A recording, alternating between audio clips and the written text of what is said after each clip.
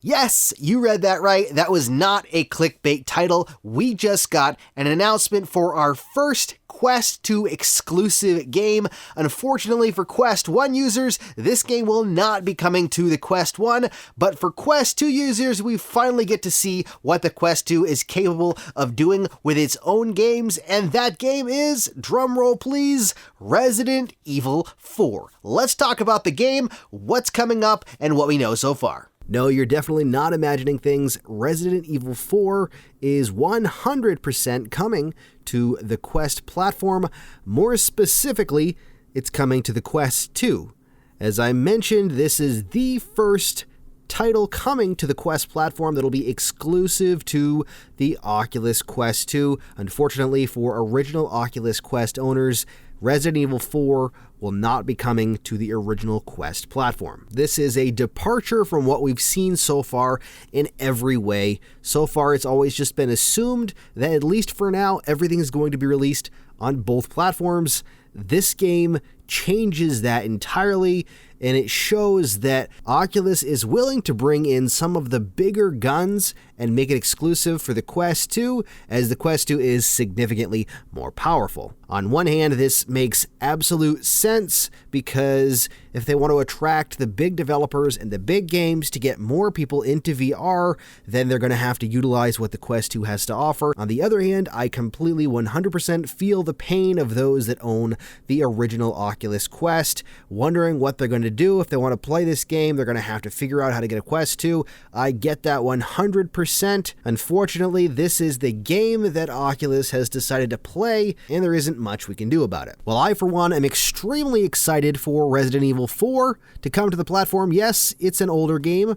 16 years old? Is that right? I think it's been out for quite some time. You're just seeing general gameplay footage on the screen right now from the original Resident Evil 4 game. Obviously, this game is not going to be in the third-person perspective. It is going to be a first-person perspective game, and they made that very clear with the footage. Let's take a look at it now. So what we're seeing here is the footage. I'm just going to loop this a few times of Resident Evil 4. I kind of want to break this footage down, and we can talk a little bit about exactly what's going on in this footage and what it means for the game and the mechanics in the game. First of all, the one thing that you'll notice is that it's floating hands, so I imagine that it's probably not a full body of Leon you're going to be seeing. You're probably going to see just his hands only, or maybe a belt or some sort of place you can grab ammo from. I can't say that 100% for sure. You might be able to see his body, but from the trailer footage, that is what it looks like. Also, this is not like a port where you can push a button to reload. It does look like you actually physically reload the gun, as you can see with the pistol when it reloads and with the iconic rifle. It does look like you're actually going to physically do what you would do in a straight up VR game. Also, that typewriter, right? I mean, typewriters are famous in Resident Evil as save points, and now we get to actually physically type those typewriter keys while standing in front of them. That's pretty freaking cool, you've got to admit. That's just pretty awesome. Obviously, you have your inventory system in the game, as you can see on the screen here, and you can see an additional weapon that we don't get to see fired, and that is the shotgun. I'm kind of curious to see what the first aid spray will do and how that'll work, if you'll actually physically have to spray yourself. I don't know if that'll be how it works or not, but it'll be interesting to see how they translated some of this stuff into virtual reality. What I really want to know, though, is how are they going to do some of these crazy moments in this game? Even just jumping. Are we going to actually be able to jump, or are we going to have some sort of a sequence that moves us across without actually jumping? A big part of the game was some of the interactions with what was happening and with the environment. For instance, that epic boss fight against the Del Lago and swimming away from him, and then hooking onto him with the boat and being dragged behind him. I'm not sure how they're going to do that without either causing motion sickness, or it's going to be friggin' creepy to see that thing in virtual reality, I tell you what. But that's the thing. There are so many things in this game that are iconic, that are huge moments, that used quick time events to make things happen.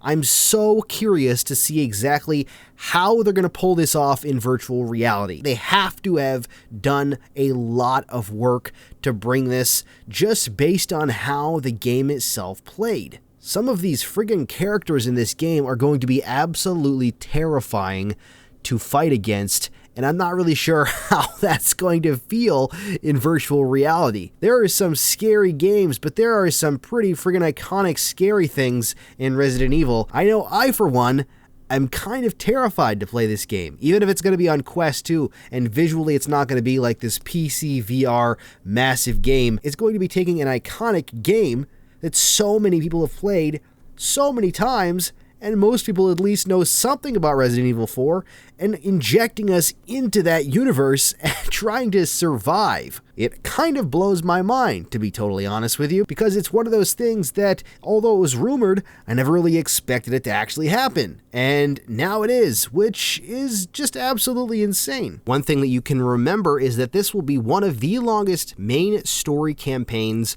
on the Quest 2 when it launches, at around 16 to 20 something hours. The Resident Evil 4 campaign is a true story-based video game with a nice, meaty, long story. You've probably played it. In fact, you've probably played it on multiple platforms. Considering this thing has been launched on pretty much everything under the sun, it was only a matter of time until it gets launched in virtual reality, but it is kind of a surprise that it gets launched exclusively on the Oculus Quest 2. And when I say exclusively, I don't mean just exclusive to the Quest 2 instead of the Quest 1. From what I can tell and from what Upload VR is saying, this game will literally be only on the Quest 2. Now that could mean it's a timed exclusive, but from what I'm reading out of the Upload VR article, it sounds like Oculus has paid a pretty penny to make this game exclusive to their platform on the Quest 2 to drive as much interest and as many people as absolutely possible to their product.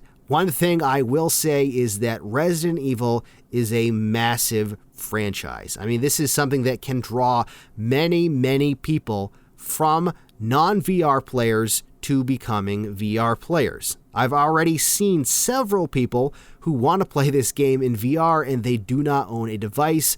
Where do you think they're going to go to get that device? Oculus. That was obviously Oculus's plan, and I can't fault them for that because it's a brilliant thing to do. Now we'll see if it gets ported to other platforms like PSVR or PCVR. As of right now, it looks like it's just Quest 2, at least for a certain time period. This title is a collaboration between Oculus and Capcom, along with Armature, an independent studio that's worked with Oculus in the past. One unique part about this game is that it'll be in the first person, which is totally different from the original game. This is built completely differently. As if you've played this game before, you would know that it was all from a third person, unless you were shooting from the sniper rifle, and then I suppose it did go to first person, but that's about the only thing they may have been able to use for this game from the original. Oculus will be releasing more information about this game next week on the 21st of April at their Oculus Games Showcase, where they'll be announcing new games and some updates to some of our current favorite games. Make sure you tune in for that, and make sure you tune into the channel the day after. I'll be on vacation, but I'm going to take some time and record a video while I'm gone after seeing what games there are so we can talk about them, and I can keep everything up to date for everyone that's interested in what's coming in the future. There you go. That is what we know so far. Like I said, if you want to tune into the Oculus Game Showcase on the 21st, you can find it at the link down in the description, or at least find more information. Are you excited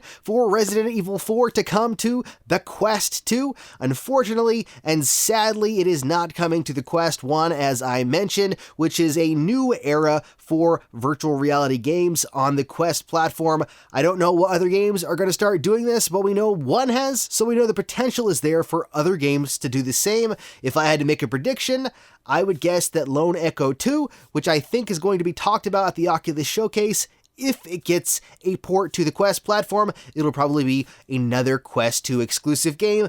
Don't quote me on that because I don't know for sure. That is just my assumption. Let me know down in the comments what you think of this news and what you think of the game coming over to the Quest platform. This Resident Evil 4, amazing game making its transition from flat screen third person to VR first person. Let me know what you think in the comments, and if you want to get the most out of your Quest and your Quest 2, don't forget to hit that subscribe button down there and the bell icon for notifications. Plus, you can check out even more of my videos right there. Thank you so much for watching, stay safe, and happy questing.